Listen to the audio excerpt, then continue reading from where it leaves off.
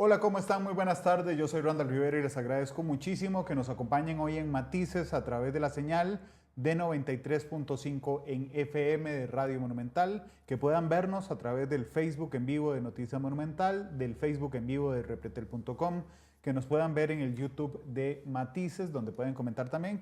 Y sobre todo, yo siempre les recuerdo que pueden escribir cuando estamos al aire, así yo veo sus reportes de sintonía, pero además así veo también sus mensajes y sus preguntas para mi invitado de esta tarde a través del WhatsApp 899-35935, 899-35935. Muchas gracias por estar con nosotros. Hoy, como se los anunciaba ayer, quisiera hablar sobre las consecuencias judiciales del bullying.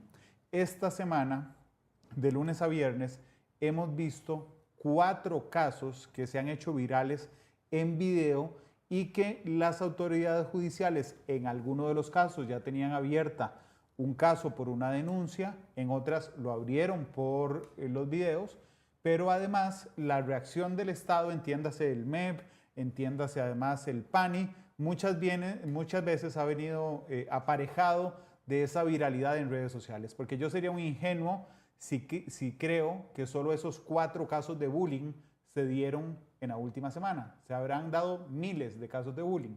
La diferencia es que esta semana nos ha quedado revelado a través de la viralidad de esa información y que los medios de comunicación hemos dado a conocer lo que están viviendo muchos jóvenes en nuestro país. Boris Molina es un reconocidísimo abogado costarricense. Me acompaña hoy aquí en Matices para hablar justamente de las consecuencias judiciales del bullying. Don Boris, bienvenido, ¿cómo le va? Muy buenas tardes, Randall. Yo muy contento de poder estar aquí otra vez. Hace rato no me invitaba, ¿verdad? Hace rato no nos veíamos. Sí, hace rato. Pero siempre las puertas están abiertas, don Boris. Muchas gracias, muy amable. Don Boris, para arrancar en la misma línea de ideas, seríamos muy ingenuos de pensar que solo esos casos hay. Creo que la diferencia, con cierto costo emocional para las familias y para las víctimas, ha sido viralizar lo que está pasando. Sí, completamente de acuerdo. Esto es algo que desgraciadamente ya en Costa Rica normalizamos este tipo de violencia y se presenta cada día más.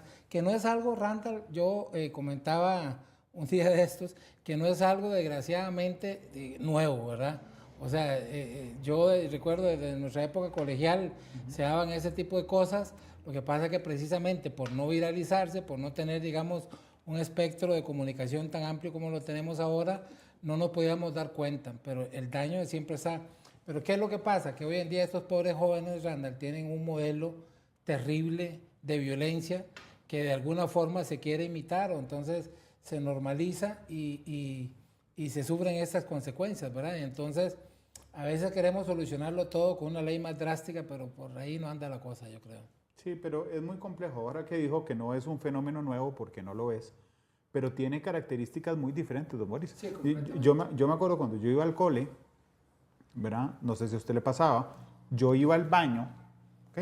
Y lo que usted veía en el baño era un montón de ofensas, de chismes, de cosas escritas con corrector o con pilot en las paredes. Entonces, digamos que la trascendencia de ese bullying, ¿verdad?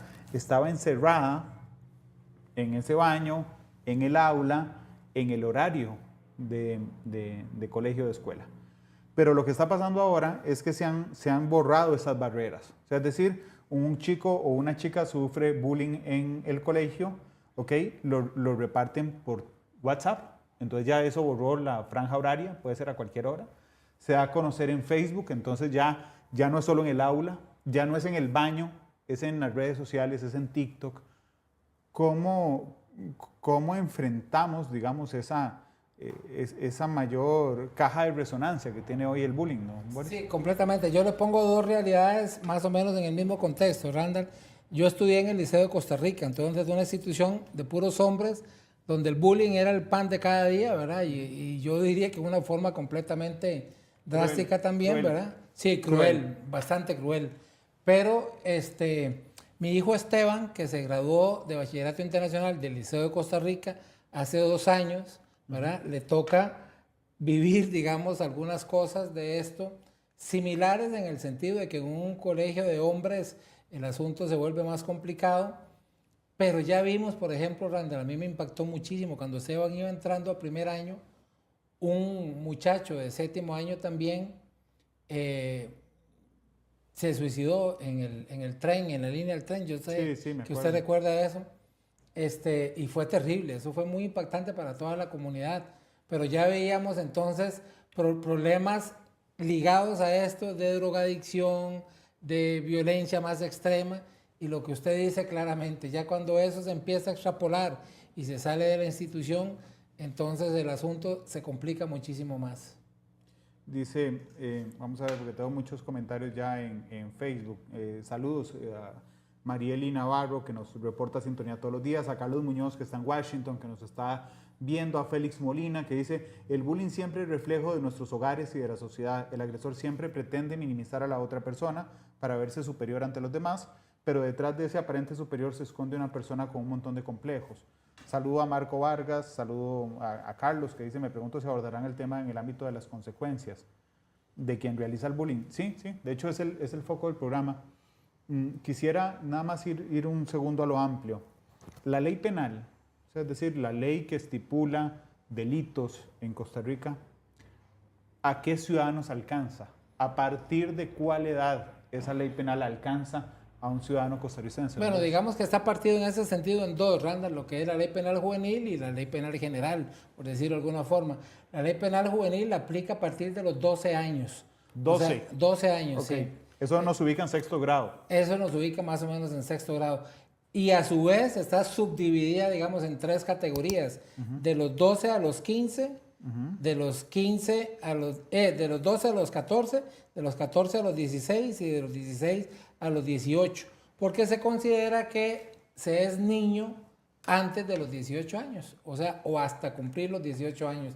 Entonces, esta ley penal juvenil, digamos, que básicamente, Randall, lo que hace es, digamos, tratar con mayor o con menos severidad a las personas que cometen algún delito, pero los delitos son exactamente los mismos. ¿Qué es lo que pasa? Las penas van a ser más cortas. Hay un deseo, digamos, en esta ley penal juvenil de que haya una resocialización real. Entonces, se evita, se tiene como última ratio, se llama como la última razón, el último motivo, que las personas estas que cometen los delitos a menor edad vayan a la cárcel. Entonces se tienen, digamos, otros esquemas de resocialización, pero yo diría que en un sentido completamente distinto al que estamos viviendo hoy en día. ¿Por qué? Hay una realidad que no podemos desconocer. En 1970, Randall, un autor chileno que se llama Eduardo Novoa Monreal, escribe un libro que a mí me encanta y que impacta desde su título. Se llama El derecho como obstáculo al cambio social. Wow. Entonces, como obstáculo al cambio social. Entonces él dice, la ley siempre está rezagada, siempre, porque la realidad supera eso todos los días, va más rápido. Pero en 1970 yo estoy seguro que Eduardo Novoa jamás imaginaba la velocidad a la que se corre hoy en día. O sea, cuando él escribió ese libro y pensaba en esa ley que se quedaba corta para la realidad, yo creo que no imaginaba, Randall, a un sicario de 10 años o a un sicario de 12 años o a vendedores de drogas de 8 años. O sea, si nosotros vemos, por ejemplo, aquella película brasileña muy impactante también, Memento. ¿Perdón? Memento. Sí, ¿no? Exactamente. Entonces ya vemos que esta es una problemática que se da en ciertas zonas desde muy temprana edad, pero que ya no es el niño maloso, por decirlo de alguna forma, sino el que ya es un delincuente verdaderamente organizado a corta edad, ¿verdad? Entonces usted se pregunta, ¿de qué le sirve esa ley penal juvenil a un muchacho que ya a esa corta edad es un sicario y que no lo hace por diversión? No, ya puede ser que lo engatusen, por decirlo de alguna forma, a esa edad para que entre, pero a los 14 años ya está absolutamente consumado. O sea, hay muchachos, yo no sé, no tengo estadística, si en este país ha pasado que a los 14 años han matado 7, 8 personas ya. Entonces, esa ley penal juvenil que tenemos en Costa Rica, creo yo que no estaba diseñada para eso. Ni siquiera ¿De qué año es? Esa es de 1998, si mal no recuerdo. Tiene más de 20 años. Sí. Y es que no siempre en la ley el tiempo se convierte en el mayor enemigo. No siempre. Por ejemplo, la Constitución de Estados Unidos tiene 200 y pico de años, y tiene 27, 28 enmiendas, y sigue tan vigente. Claro, pero, pero digamos, se renueva a través de las enmiendas. Trata de ir adaptándose al tiempo, por decirlo de alguna forma. Por ejemplo, nuestra constitución política lo hace. Exactamente. Es más fácil. Desde que se fundó la Sala Cuarta. Exactamente. Es más fácil que se haga así. Ayuda mucho las decisiones de la Corte Interamericana también, porque son vinculantes, igual que las de la Sala Constitucional.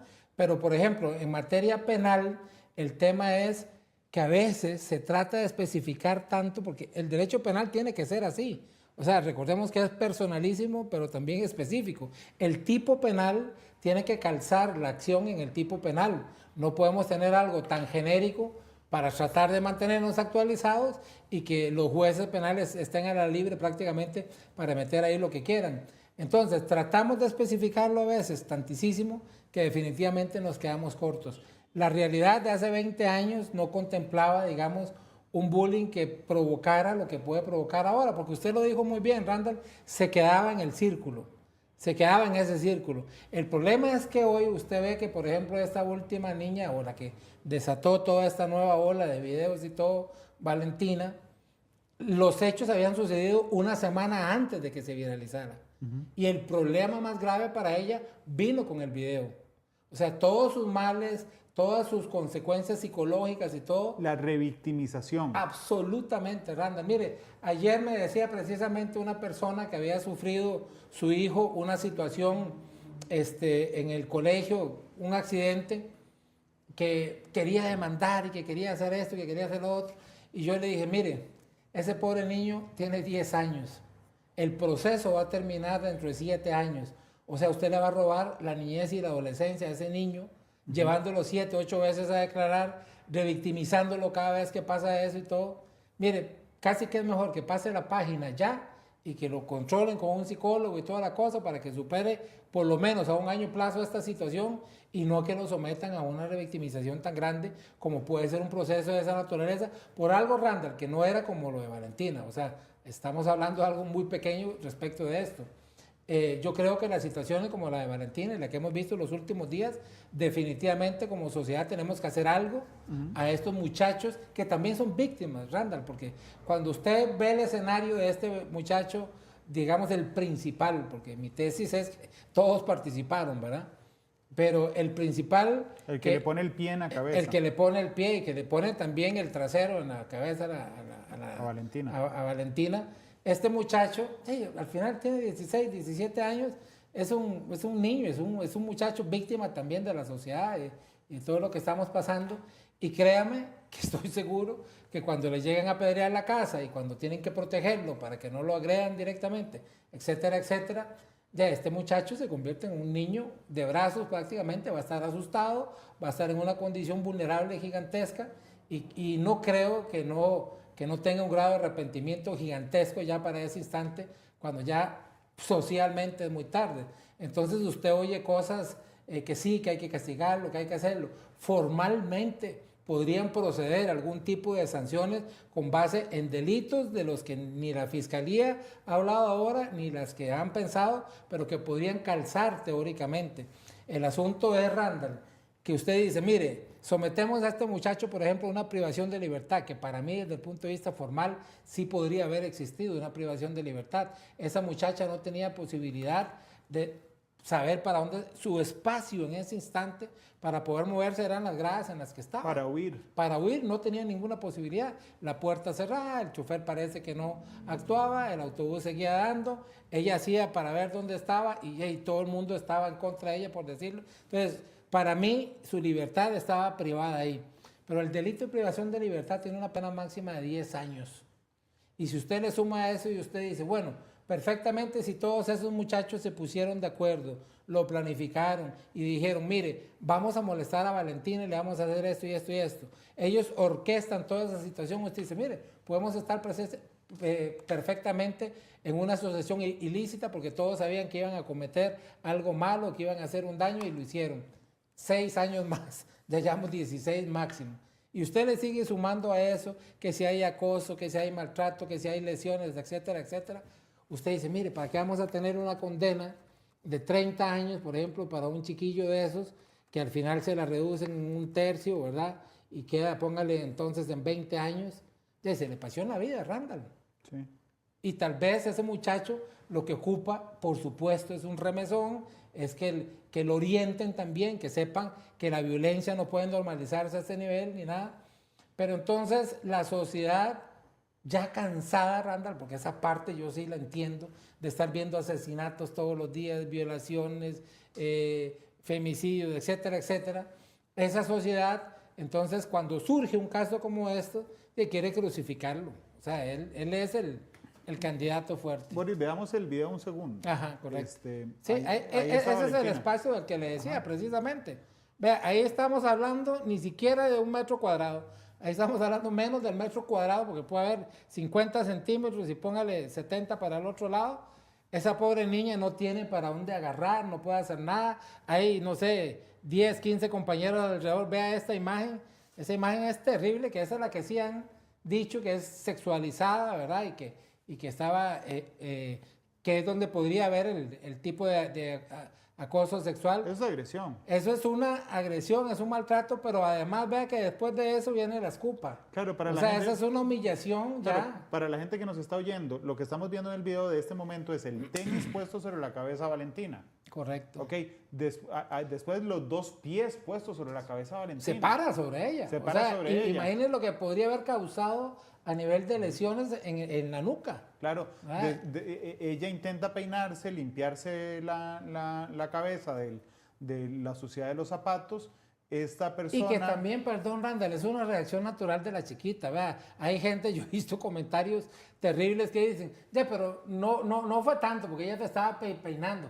Por Dios, o sea, esa es la reacción de una niña que se está viendo expuesta a un bullying de esta naturaleza y por supuesto que no quiere verse gritando, ni llorando, ni nada de eso, porque se ve minimizada más por sus compañeros. Sí, porque su reacción, Boris, está condicionada por la cantidad de gente que está alrededor. Exacto, así es. Ok, entonces, yo entiendo que no es tu tesis. Vos no decís, vamos a mandar a este muchacho un montón de años a la cárcel. Okay, pero de lo que vos ves en el video, vos ves agresión, ves privación de libertad, si se pusieron de acuerdo para hacerle eso, hay asociación ilícita, hay instigación, hay abuso. Hay abuso, hay maltrato, hay una situación particular que tiene que ver, por ejemplo, con una agravación en la situación, que es el hecho, por decir esta escena que estamos viendo, que es cuando le abren las piernas y eso, que es de denigrar su integridad. O sea, ya no es una cuestión únicamente física, sino la integridad de la persona como tal, la dignidad. Es el tema de la salud, viéndolo como una cuestión emocional, psicológica. O sea, se le hace un daño bastante significativo a esta muchacha. Ahora bien, este muchacho, el que pone los pies sobre Valentina, el que agrede a Valentina, ¿okay? Tiene 17 años. Vos me decías antes, cuando te pregunté hasta dónde alcanza, digamos, a partir de qué momento alcanza la ley penal, que hay una diferencia dentro de la ley penal en las personas entre 12 y 14, entre 14 y 16 y entre 16 y 18. Claro, es básicamente, Randall, en ese sentido, para ver el tipo de tratamiento que se le va a dar una vez que se establece la sanción. O sea, si lo mando a una rehabilitación en la casa, si lo mando a un centro de reclusión o si lo mando a trabajar, etcétera, etcétera. En este caso, este muchacho definitivamente iría para un centro de reclusión, que es... Por su edad. Por su edad, exactamente. Entiendo que técnicamente no se llama así, exacto, pero para que nos entiendan, iría a la cárcel. Exacto. Es una cárcel bonita. Es una cárcel para menores. O sea, le pusieron otro nombre. Antes expresamente le llamaban cárcel para menores y ahora le dicen centro de reclusión, pero al final de cuentas es una cárcel. Él va a estar privado de libertad. Entonces la cárcel alcanza, te pregunto, la cárcel alcanza a todos los menores. Ajá. Mayores de 16. De 16, es correcto. Si es menor de 16, en no hay casos cárcel. excepcionales podría darse la situación de que un menor de los 16 pueda estar en ese tipo de centros. Pero ahí sí, por ejemplo, podría ser no el centro de reclusión como tal, sino un albergue del PANI. Entonces, digamos que no son las mismas, claro, no son las mismas condiciones. Porque mi intención, yo tengo hijos, adolescentes y preadolescentes.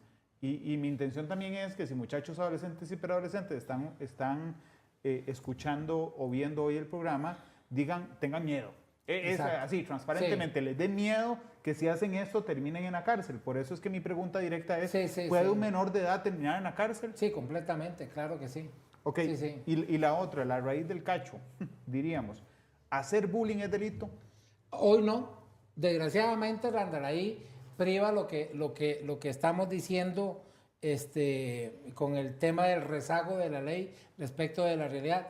El bullying no se ha visto en este momento como una acción o una conducta que necesariamente tenga esa connotación de abuso sexual o abuso de tipo físico, etc. Entonces, hay delitos alrededor que podemos decir, sí, podemos meter las lesiones, podemos meter el maltrato, hay acoso sexual específico. Claro, pero el bullying como tal. El bullying como tal, que es el acoso estudiantil. Claro, pero viene también con una cuestión, Randall, que es la siguiente.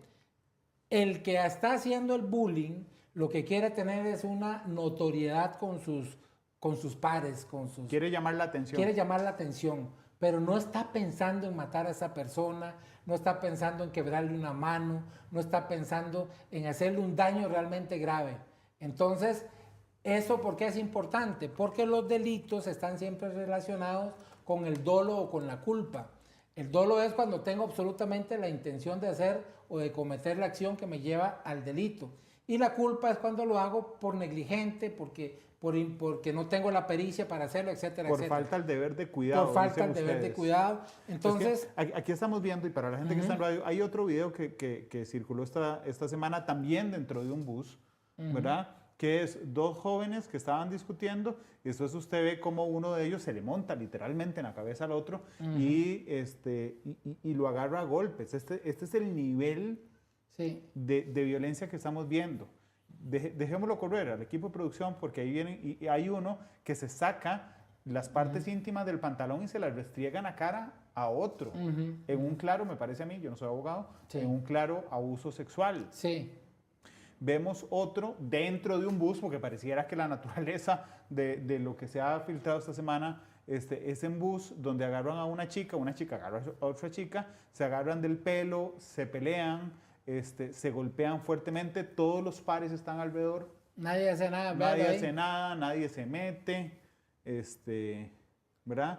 Hoy incluso, ahí están los rodillazos, realmente son sí, ahí vemos, Randall, ahí vemos que cuando pasa esto, ya usted como que dice, aquí el bullying ya pasó hace ratos. Aquí estamos ya en una agresión directa, aquí estamos provocando lesiones, que las lesiones siempre van a ir en función de la incapacidad. De la incapacidad que tenga. Esta noticia la mostramos hoy en la mañana en Noticias Repetel. Es increíble, Boris. Es un chico que está dentro del espectro autista, tiene un trastorno del espectro autista, lo metieron en un basurero. Y cuando uno oye hablar a la mamá, que la pusimos hoy en Noticias Repetel, la mamá dice que es que le agarraron la comida, se la tiraron al piso y agarraron al chico y lo tiraron al piso a comerse esa comida, Boris. Sí. No, es que por eso ya eso no es bullying. No, ya eso es una agresión directa y estamos hablando de que puede causar... Ver, hay un tema, Randall, ahora que usted dice por ejemplo, para una persona que está en el espectro, hay un tema que a mí me encanta que se trate, porque pareciera que los jueces en este país se quedaron en el tema de las lesiones con la cuestión física y se olvidan de la parte psicológica. Puede ser que este muchacho que lo metieron al basurero y lo obligaron a comer la comida, usted se lo lleva para medicatura forense y le digan que no tiene ni un día de incapacidad. Sí, claro. Y entonces se convierte en materia penal en unas lesiones levísimas, que son una multa lo que le pueden poner porque es una contravención. Pero las lesiones psicológicas que eso le provoca, y el tipo penal, Randall, si usted se pone a ver los artículos, a partir del 124, 125 y 126 del Código Penal, que son las lesiones leves, graves o gravísimas, van a diferenciarse si estas lesiones son por menos de 5 días, serían leves, hasta un mes serían graves, estamos hablando de incapacidad, y más de un mes podrían ser gravísimas. El asunto, Randall, es que la salud, considerada como lo establece la Organización Mundial de la Salud, es un tema, como le decía, psicológico, emocional, que tiene que ver con la gravedad del daño que se le haya causado a la persona en toda su integralidad. En este caso, ese muchacho metido en el basurero justamente y en la condición del espectro y de todo, imagínese usted que la lesión psicológica podría ser terrible. Entonces, ya no estamos hablando de unas lesiones levísimas que ni siquiera tienen pena de cárcel, sino de unas lesiones gravísimas cuya pena de cárcel son 10 años. La pregunta es, Randall, Cuando se hace esto, estamos todavía en el bullying.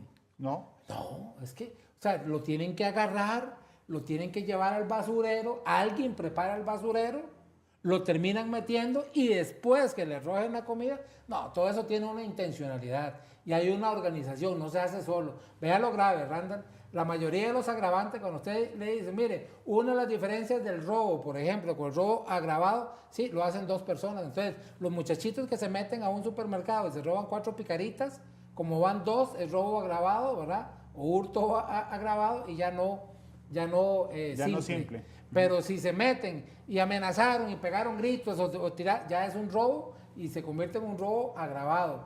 Entonces, en el caso estamos hablando de 10, 15 personas que perfectamente pueden haber articulado todo, son partícipes. Entonces, podríamos estar hablando de una grabación de esas conductas delictuales y le metemos a eso, Randall, repito, la asociación ilícita o la privación de libertad. No, estamos hablando ya apenas de 30 años. Cuando usted suma esos delitos y dice, sí, tenían toda la intención de hacer todo eso, son chiquillos, sí, pero no son brutos. O sea, ellos pensaron, articularon y organizaron cómo iban a hacerle daño a esta persona. Entonces usted dice, bueno, sí, o lo resocializamos desde ya, o les metemos una sacudidita, ¿verdad? Para que esos 30 años por lo menos pasen 10. Ahí está el gran dilema. Hablando de sacudidita, dividamos nuestro sistema judicial en varias partes, Boris, porque me interesa mucho tu opinión respecto a cómo reacciona. Voy a dividirlo en 3 partes. En el OIJ, que es evidentemente el que investiga los delitos, es la primera atención de la víctima cuando se comete un delito, y que le ayuda al Ministerio Público, que es el que define los cargos por esos delitos, pide un juicio y el juez que juzga. Así que lo voy a dividir, OIJ, Fiscalía, juez. ¿Qué te ha parecido la reacción del OIJ en estos casos? Es que la tiene más fácil, Randall. El OIJ, yo siempre digo, al que investiga y el que tiene que hacer, el que tiene, digamos, la relación directa con la acción, es, salvo que no haga nada, no va a ser juzgado. O sea, se juzga cuando no hace nada o cuando es insuficiente. Pero, digamos, le queda más fácil en el sentido de que la acción está ahí, su reacción es inmediata, no tiene que pedir muchos permisos, salvo cuando tiene que hacer allanamientos y ese tipo de cosas que van con las órdenes judiciales, pero normalmente van a reaccionar bien y van a actuar bien. Se frustran, sí, porque cuando llegan a las siguientes 2 etapas que vos estás diciendo, o el fiscal no califica eso como un delito, o el juez termina diciendo que hubo falta de pruebas o lo que sea, y se pasean el trabajo que ellos hicieron, por decirlo de alguna forma. Pero me parece que hacen un excelente trabajo. Decía una señora un día esto, que cada vez que ven a su tocayo, don Randall, hablando, le ve unos ojos de tristeza y de frustración. O sea, yo creo que no es para menos, ¿verdad? O sea, ellos deben estar deseando tener 10 veces más el personal que tienen para poder actuar con tanta cosa y no lo pueden hacer, ¿verdad? Sí, yo creo que la tristeza, y comparto la tristeza en los ojos de Randall Zúñiga, el director del OIJ, se traduce por la falta de recursos. Así ¿verdad? es. Porque quiere hacer un montón de cosas y no tiene plata. Y podría tener más plata, esa es su tesis. Ahora bien, el trabajo de la Fiscalía. ¿Qué te parece el trabajo de la Fiscalía? Porque sentado aquí, me contaste varios delitos que no ha formulado cargos el Ministerio Público. Sí, ¿verdad? yo voy a ser benevolente con la Fiscalía y le voy a decir por qué, Randall. No se justifica, pero es, digamos, para aprender a comprender. Fíjense que yo soy árbitro de derecho y le contaba un día eso a mis alumnos, que en un solo caso, nos llevamos 1 mes y medio resolviendo el caso, lo resolvimos, digamos, desde nuestra perspectiva con mucha efectividad y todo, pero demandó muchísimo tiempo, Randall. O sea, yo calculo que yo le metí a ese caso 4 horas diarias mínimo, ¿verdad? Durante 1 mes y medio. Esos pobres tienen los fiscales y los jueces, no uno, sino 500 o quién sabe ni cuántos más, ¿verdad? Sí. Entonces no tienen el chance necesario, no tienen el tiempo. Casi que se ven presionados socialmente cuando las noticias están ahí y agarran un caso en particular, pero cuando agarran ese, dejan 499 más. Entonces yo creo que el tiempo es el mayor enemigo de la gente que está en el Ministerio Público y la que está juzgando también, ¿verdad? Pero ya, y eso debería solucionarse con más personal, con más jueces, con más capacitación, etcétera, etcétera. Entonces yo creo que se quedan cortos. Cuando usted ve que en un caso como este se habla solo de abuso, por ejemplo, y de abuso sexual, uno dice, pucha, es que si se va solo con esa tesis, va a quedar debiendo y posiblemente van a salir absueltos los que tengan que estar juzgándose. Boris, ¿verdad? pero por ejemplo, en el caso del video que ha trascendido de un muchacho que agarra la cabeza de otro muchacho, se la restriega, esa es la palabra, en sus genitales, se abre el pantalón, se saca los genitales y los restriega. Ahí no hay duda, ahí sí no hay duda. Ahí no hay duda, está bien. Pero digamos, usted que es árbitro en derecho, esto es como tener un VAR, VAR, ¿verdad? Vea el comunicado de prensa hoy de la Fiscalía. Esto nosotros lo tiramos ayer. Nosotros, digo, Noticias Repetel. Dice la Fiscalía, ante las distintas consultas de prensa, perdón, este correo entró hace una hora, dice, ante las distintas consultas de prensa, la Fiscalía Penal Juvenil sede San Carlos informó que el 15 de mayo anterior, 15 de mayo, hace 2 meses, mes y medio, casi 2 meses. Casi 2 meses. El 15 de mayo anterior recibió una denuncia por el presunto delito de acorralamiento y persecución en perjuicio de un joven estudiante.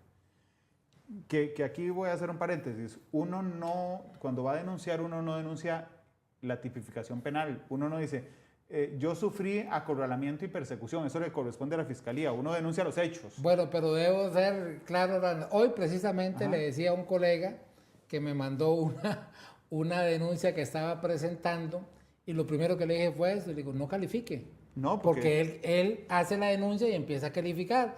Lo que debe hacer el abogado, imagínense, ahora las personas... Claro, los civiles, normales, ¿cómo vamos a calificar? Es simplemente dar la noticia, lo que llama la noticia crímenes. Así es que vea la Fiscalía, dice, recibió una denuncia, por el presunto delito de acorralamiento y persecución. Uno no denuncia, vea, me cometieron acorralamiento y persecución, uno cuenta los hechos. Dice, en perjuicio de un joven estudiante. El caso se investigó. Ojo, y perdón, Fiscalía, ojo la fineza de la investigación. El caso se investigó y el imputado, alumno de un colegio de ese cantón, fue acusado el 26 de junio pasado. Ya fue acusado, pero ¿por cuáles delitos? Por acorralamiento y persecución, cuando es clarísimo, a menos de que usted sea no vidente, que hay un abuso sexual. Con esta nueva evidencia incorporada, dice el Ministerio Público, es decir, empezaron la investigación desde el 15 de mayo y hasta que dimos a conocer el video en tele, ahora ellos tienen una nueva prueba. Dicen, con esta nueva prueba incorporada, que es el video en que se observa de manera más clara y completa un presunto abuso sexual y una coacción, la Fiscalía está realizando una ampliación de la denuncia para posteriormente ampliar la acusación por este nuevo delito. ¿Cómo es posible? ¿Cómo es posible que en 2 meses los medios de comunicación, las redes sociales tuvieran el video donde está claramente un abuso sexual y una coacción, y la Fiscalía diga, mira, hay esto nuevo, ahora vamos a ampliar la acusación, Boris? Sí, yo estoy indignado. Sí, yo entiendo la indignación, Randall, pero también es lo que te digo en la práctica. Hoy hablaba justo, es que hoy es un día, pero tremendo, hoy hablaba un montón de cosas. Hoy hablaba con una muchacha que es funcionaria pública que es súper eficiente, pero súper eficiente. Y entonces me decía, le mando cartas a Randall, le mando cartas a Boris, le mando cartas a que son los jerarcas de la institución en la que ella está. Y a nadie le importa, ni siquiera me responden. O sea, yo estoy tratando de solucionar el problema.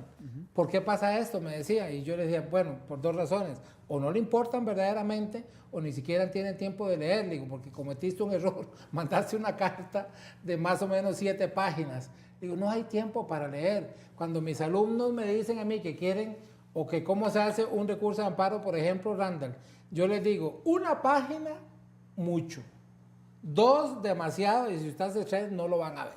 ¿Por qué? No hay tiempo para que lean. En este caso, esta gente, cuando reciben la denuncia, puede ser, Randall, que sí haya venido ya calificada de previo, porque como te repito, si la hizo un abogado, peor.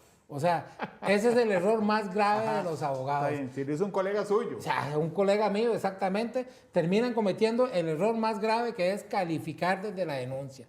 Yo les digo siempre, o sea, no juegue de fiscal, usted es el abogado. Usted está ayudando a la persona que quiere denunciar.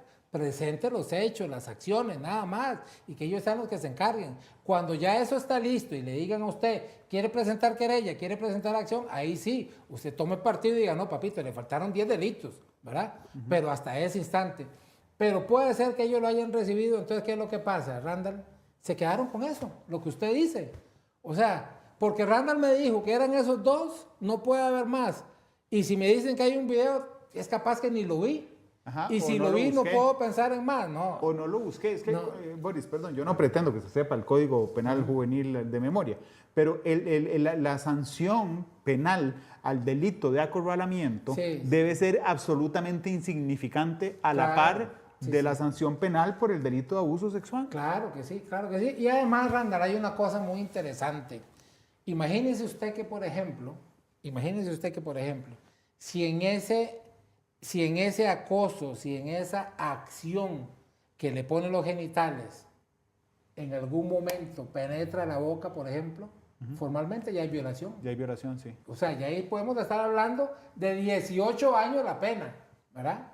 Con solo 2 segundos que haya penetrado formalmente, porque tuvo la intención de hacerse de esa forma. Entonces usted dice, bueno, ¿por qué no van más allá? ¿Por qué no pasa más allá? Mire, yo tengo un caso, Randall. Si a usted le frustra eso, lo que le cuento es peor. 5 veces lo han devuelto de la apelación de la desestimación. O sea, los fiscales dicen, no, aquí no hay delito. Y nosotros decimos, claro que los hay. Y no hay 1, hay 4, hay 5. Van arriba y arriba les pegan la paseada del siglo y les dicen, claro que hay delitos, investiguenlo. Y vuelve otro fiscal y dice, no hay, 5 veces. Sí, sí. O sea, Es que es un número más. Esa es la enorme frustración. Yo hoy veía en el video la familia del chico que está en el espectro TEA. Subió un video del chico diciendo, yo soy el que aparezco en el video, tengo miedo, por favor no me molesten. ¿Okay? Esta mañana desayunando le decía a mi esposa, qué complicado, ¿verdad? Porque lo que vos sacrificás a la familia por hacer viral esto. O sea, ¿cuánta revictimización significa para el chico volver a salir en redes sociales diciendo no me molesten, me da miedo? sí. ¿Ok? Y ella me da una respuesta muy interesante. Entonces me decía, es que si no lo viralizan nadie hace nada. Sí, el gran problema Sí. también es, Randall, que el del me da miedo tiene 20 likes Así y el otro 10,000, ¿verdad? Así es. Entonces, pero Boris, tiene razón en el fondo. Cuando Sí, me sí, dice, sí. es que si no lo viralizan no se hace nada. Sí, Sí, sí, sí. tiene toda la razón. Sí, sí, porque si este caso del abuso sexual, no viralizamos, y me incluyo en los medios de comunicación, no viralizamos el video, entonces hubiera quedado en lo que vimos en el comunicado de prensa. Completamente. En una acusación por acorralamiento. Alguien tiene que sacrificarse. En este caso, estos muchachos terminan siendo... Pero vos lo que me ellos. decís explica esta barbaridad, que es que es un caso más entre 500 para un Sí, sí, fiscal, 100%. o entre 1000. Pero si sale en tele, Exacto. lo pasas de primero y ahora sí le pones atención, porque ahora la fiscalía le puso atención, se dio cuenta que no solo hay Randall, pero acorralamiento, vea, sino es abuso que sexual. eso sucede por una realidad absoluta. A mí me decía un colega suyo un día, mire, don Boris, es que hay este caso, ¿verdad? Necesito que nos ayude. Y yo le digo, no, mire, yo lo que puedo ser es el instrumento de ustedes. Los que tienen el poder son ustedes. ¿Cómo? Y por supuesto. O sea, ¿desde cuándo un abogado puede tener más poder que la prensa? No, ustedes son los que hacen los casos importantes. O sea, gracias a que ustedes empiezan a presionar y que lo sacan en las noticias, ese 500 se convierte en el 1 importante. Si no, se queda en la fila de 500 y a nadie le importa. Randall, yo tengo un ejemplo, pero oiga, tal cual. Le juro que eso es así. O sea, mi esposa, que era voluntaria en el Calderón Guardia, llega un día y me llama llorando que una muchacha está en una cama, que está sufriendo, llorando, etcétera, etcétera. Bueno, metimos un amparo. La sala resuelve, da la orden en la tarde de ese mismo día.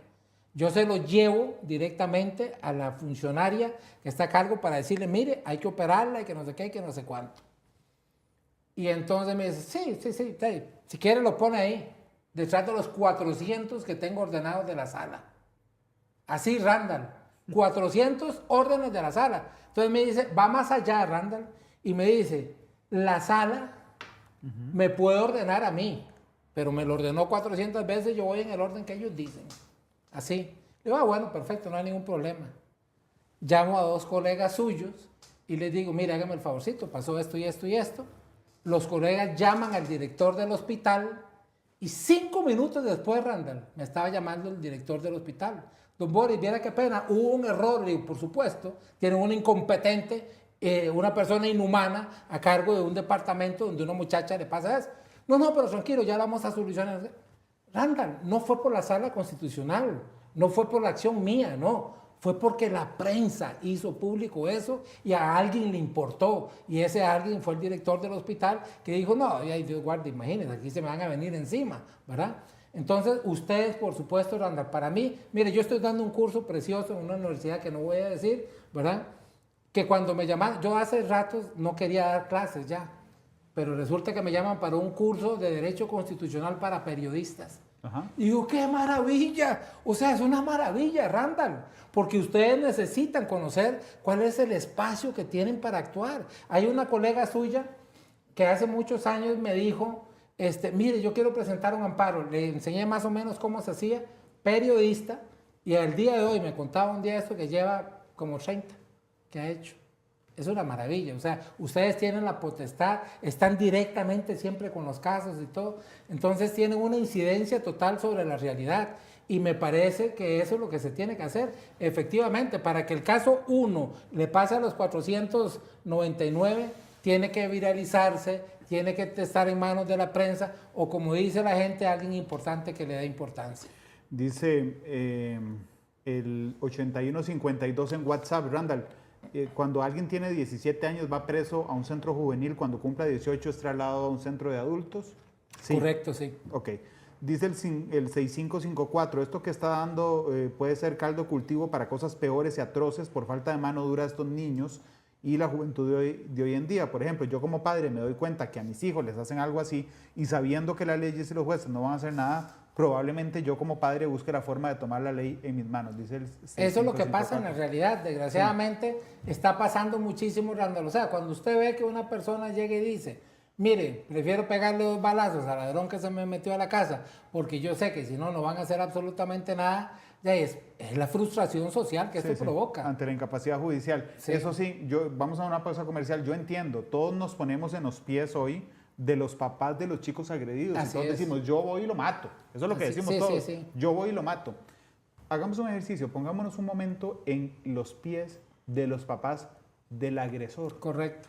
¿Cómo hacemos para cambiar a un chico así? ¿Qué hacemos para cambiar a alguien que genera este nivel de depravación, acosando, abusando a otros pares en buses de servicio público? Voy a ir a la pausa comercial. Gracias por estar con nosotros hoy en Matices.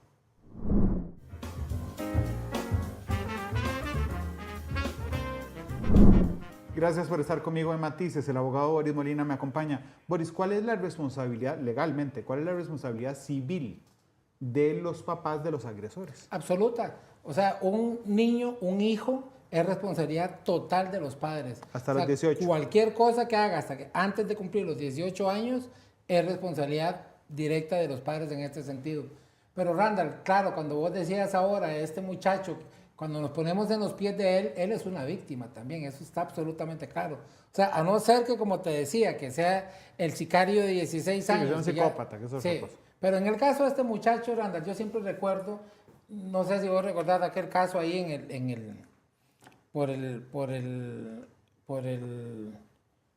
ya se me olvidó, por el puente ese ahí por el Calderón, de un médico que venía en el carro y otro le empezó a pitar y él se bajó y lo mató, ¿verdad? Sí. O sea, ese es un acto que se hace en un instante, eso le llaman en el derecho emoción violenta, ¿verdad? Que es, o sea, algo que usted no sabe, o sea, pasó el hecho, Randall, y usted dice, ¿por qué rayos hice eso, verdad?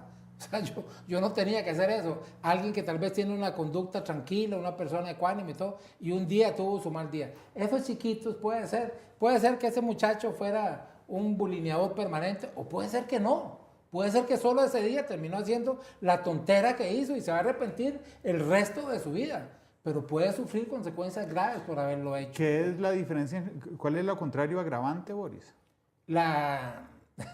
Se le fue la palabra, para mí Sí, se me fue la se- palabra. sí, sí. Atenuante. Atenuante, claro. Ajá. Puede ser un atenuante Sí. en el proceso judicial que este chico compruebe y diga, es que yo solo ese día, yo nunca he sido así Claro, ese día. recordemos, Randall, que para eso están los rangos de las penas. Aquí hemos estado hablando de la máxima, pero también están las mínimas, ¿verdad? Pero hay atenuantes de atenuantes, Randall. Es que imagínate que, por ejemplo, hay un ejemplo que yo siempre pongo, que es el inciso C del artículo 113 del Código Penal, que se llama infanticidio. Ese infanticidio resulta que le dice que si usted mata al niño antes de los 3 días de nacido para proteger la honra de la mujer, entonces no es homicidio calificado, cuya pena máxima son 35 años, sino especialmente atenuado, que son 6 años. Sí. Y usted dice, o sea, ¿cómo rayos existe un atenuante de esos todavía en nuestro código, verdad? Y que nadie se haya preocupado de quitarlo. Pero del atenuante natural, digamos, en este caso que estamos viendo del muchacho, sería decir, no, o sea, si la privación de libertad va de los 4 a los 10, vamos a ponerle 4. Si hay asociación ilícita, entonces de 1 a 6 vamos a ponerle 1, etc. Y si se justifica, digamos, en ese proceso, según tu visión, que el OIJ, digo, vamos a ver, si yo tuviera 17 años, además hoy a los 42 años, el OIJ llega y me detiene y yo me muero el susto. Claro. ¿Verdad? Ojalá hubiera sido esa la sacudida para ese joven. Pero sí justificaba judicialmente que el OIJ llegara y detuviera al menor, ¿Boris? Sí, sí, claro que sí, porque en ese instante no se sabe exactamente qué podría ser o cuáles son las condiciones ni nada. Además, recuerda, Randall, que ya cuando el OIJ va, digamos, con esa instrucción, la instrucción es que lo traiga detenido, justamente. Ya hay una orden, en este caso de la Fiscalía, para decirle, tráigame a Randall, así de sencillo. Entonces él lo trae como sea. Y además, el menor de edad no es inmune y no es impune tampoco. Entonces, él está obligado a responder por sus actos. Y en este caso, bajo la pena también de que lo traigan detenido. Me dijiste que la responsabilidad civil total es de los papás. Total, eso se traduce a que cualquier daño específico, digamos, cualquier daño material, psicológico, emocional, social, que se derive de los procesos judiciales contra este menor, lo tendrán que pagar los papás. Exactamente. O sea, yo siempre pongo el ejemplo en 2 sentidos, Randall. Si el perrito que yo ando de la cuerda se te tira encima y te muerde, yo tengo que pagar. Pero si mi hijo yo lo ando de la mano y te patea y te quebró la espinilla, yo tengo que pagar. Así de sencillo. O sea, el padre siempre va a ser responsable por los actos del menor. Ok. Voy a ir a la segunda pausa comercial. Al inicio del programa de hoy, don Boris me decía, hay gente que quiere hacer las leyes más duras. Yo no creo que el camino sea por ahí. Entonces yo me quedé toda esta hora pensando, ¿y entonces cuál es el camino? Cuando regrese, nos quedarán 2 minutos. Le voy a preguntar a Boris, entonces, según su visión, ¿cuál es el camino? Gracias por estar con nosotros en Matices. Ya volvemos.